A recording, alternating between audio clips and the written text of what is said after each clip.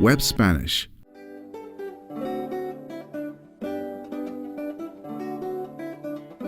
Vamos a conjugar el verbo ir.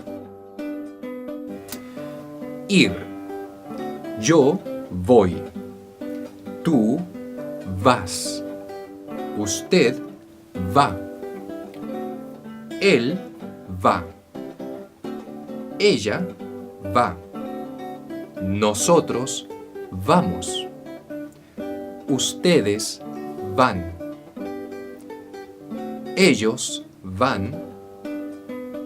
Ellas van.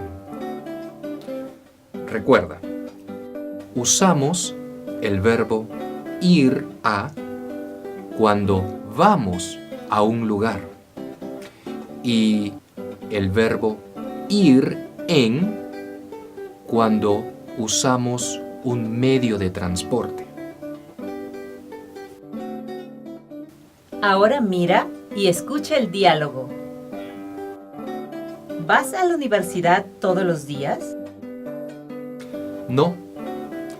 Voy a la universidad 3 veces por semana. ¿Vas en bus? No. Voy en taxi.